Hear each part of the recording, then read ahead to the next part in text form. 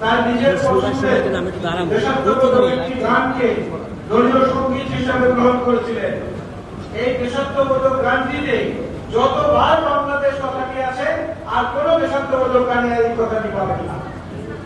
সেটা হচ্ছে প্রথম বাংলাদেশ আমার শেষ বাংলাদেশ, জীবন বাংলাদেশ আমার মরণ বাংলাদেশ। এরপরে পঙ্ক্তিগুলোতে যান বাংলাদেশ বাংলাদেশ বাংলাদেশ অন্তত 50 বারের শব্দটি এসেছে। এর মধ্য থেকে ওনার হৃদয় উৎসাহিত যে দেশপ্রেম সেটার একটা প্রমাণ পাওয়া যায়। অনেক পরিচিত সঙ্গীত ছিল, অনেক দেশাত্মবোধক নীতি ছিল, উনি কেন এটাকে গ্রহণ করলেন? আর এর পাশাপাশি যদি আরেকটি জিনিস বিশ্লেষণ করি, জাতীয় পর্যায়ে দুর্যোগ যখন এসে উপস্থিত হয়েছে সেই সময়টাই তিনি দেশের অর্থনীতির হাল ধরেছেন, দেশের রাজনীতির হাল ধরেছেন। আমরা শুধু রাজনৈতিক প্রেক্ষাপটে আলোচনা করি, অর্থনৈতিক ক্ষেত্রেও জিয়াউর রহমান সাহেব যে কথাটি বারবার বলতেন, যেটা নিয়ে অনেক ভিন্ন মতের মানুষরা ব্যঙ্গ করতেন, মানি প্রবলেম, এই কথাটি উনি বলেছিলেন সত্যি কথা এবং প্রমাণ করে দেখিয়েছিলেন যে অর্থ বাংলাদেশের উন্নয়নের জন্য কোনো বিষয় না। চীনের মতো দেশ জিয়াউর রহমানের কারণে বাংলাদেশকে স্বীকৃতি দিয়েছিল।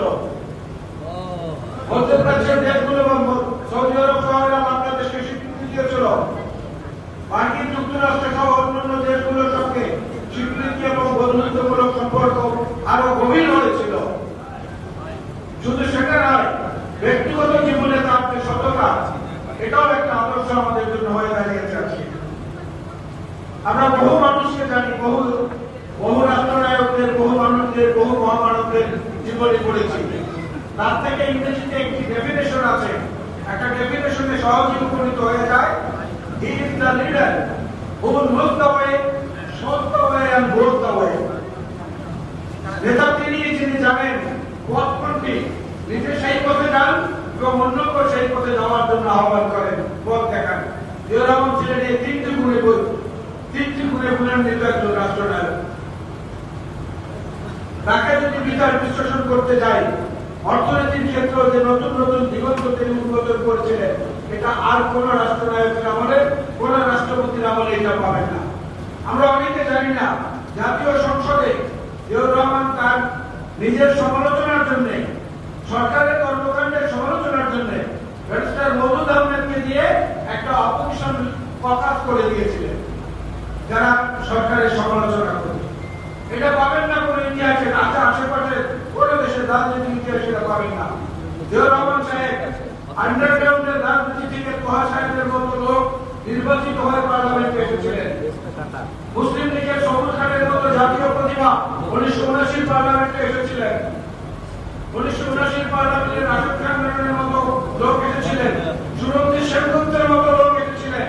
স্বাধীনতার পর থেকে আজ পর্যন্ত যদি বিশ্লেষণ করেন, এরকম the richest parliament was in 1979। এত সমৃদ্ধ সংসদ বাংলাদেশের ইতিহাসে আর কখনোই ছিল না এবং সেই সংসদে তার নিজের সমালোচনা তিনি করেছেন।